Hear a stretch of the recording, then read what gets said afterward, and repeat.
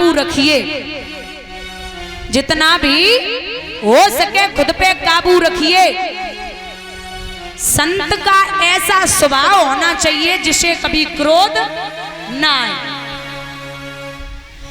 एक संत जी गंगा स्नान करने के लिए चले, तो जैसे ही गंगा में डुबकी लगाई और डुबकी लगाए के बाहर आए तो क्या देखा, एक बिच्छू बहता हुआ जा रहा। संत जी ने विचार करो कि जे मर जावेगो बह जावेगो तो जाए बचाए ले।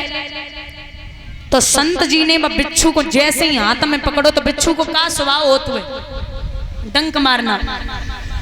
जैसे ही बिच्छू पकड़ो, संत जी ने बिच्छू ने डंक मारा, एकदम से हाथ से छूट गया। अब जिसे बिच्छू काटता वो ही जानता कितना दर्द होता है भैया। जैसे ही हाथ से छूटो दोबारा फिर ताकत लगाई, फिर उठाओ, फिर वाले डंक मारो, फिर छूटो, तीसरी बार फिर उठाओ, फिर डंक मारो, फिर छूटो। लेकिन संत को क्रोध ना है। एक बार नहीं, भगवत श्रोताओं 50 बार बिच्छू को संत जी ने पकड़ो और 50 बार बिच्छू ने अपना काम किया। जैसे ही फिर उठाए को चले तो एक व्यक्ति ने हाथ पकड़ो और जवाब दो, एक बात बताओ संत जी, ये बार बार तुम्हें परेशान कर रहा है, डंक मार रहा है, तुम इसे छोड़ दो। तो संत जी बड़े मीठे स्वर में बोले कि बेटा, इसका काम है डंक मारना और मेरा काम है बचाना। इसका काम है डंक मारना और मेरा काम है बचाना। तो मैं अपना काम कर रहा हूं और ये अपना काम कर रहा है, दोनों में कोई फर्क नहीं है। ये अपनी चाल चलेगा और मैं अपनी चाल चलूंगा। बोलिए गोविंद भगवान की। तो संतों का ऐसा स्वभाव होना चाहिए जिन्हें कभी क्रोध ना आए। वहां परशुराम की बुद्धि के पर्दे खुले, जो हाथ में धनुष था। जवाब दिया, ये लो महाराज, राम रमापति कर धन लेहू, खेचो चाप मिटे सन देहू। चाप चढ़ाई, बड़े विधि विधान के साथ में विवाह हुआ। राम की शादी सीता के साथ में, भरत वो लक्ष्मण की शादी उर्मिला के साथ में, भरत की शादी मांडवी के साथ में और शत्रुघ्न की शादी स्तुतकीर्ति के साथ में। चारों भाइयों की शादी हुई, लेकिन जब विदाई का समय आया तो ध्यान देना दादा, विदाई के समय राजा जनक बहुत रोए। विदाई के समय राजा जनक बहुत रोए। मैया सुनैना ने समझायो कि काय को रोए रहे हो, बिटिया तो 20 साल के बाद पराई होनी है, रोने से कुछ नहीं होगा, आप शांत रहो।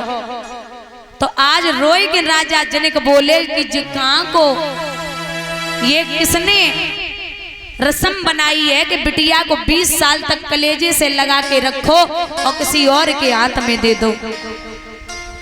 दादा आपका उस पेन मांगो पेन, तो वो पेन देवे में वो हिचकिचावे। और यहाँ तो लोग 20 साल के कलेजे के टुकड़े को निकाल के किसी और के हाथ में दे देते हैं। बहुत बड़ा दिल होता है एक बाप का।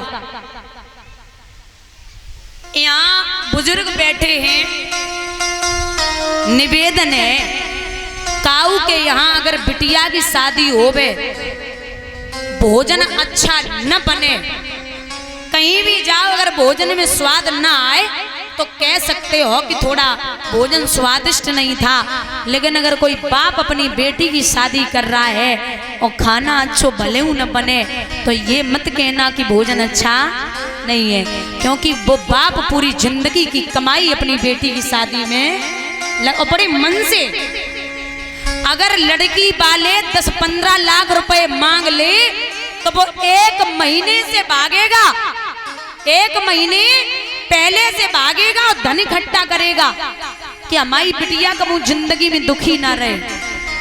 और तुम अपनो चाहे घर गिरमी रख दो, लड़का वाले दे दो, तो वो जय कहते ढंग से ना मिल पाओ। बिटिया जब पैदा होती है ना, तो लक्ष्मी, संस्कार और भाग्य लेके आती है। जब लाड़ो शादी के योग्य होती है तो पिता 1 महीने पहले खूब भागेगा दौड़ेगा, लेकिन जब विदा होती है ना बेटी की, सबसे ज्यादा पिता रोएगा और एक कोने में गिर पड़ेगा और लोगों से कहेगा कि अब हमसे 4 दिन तक बात मत करना, क्योंकि लक्ष्मी गई वो तो गई, मेरे हाथों और पैरों को तोड़ के चली गई।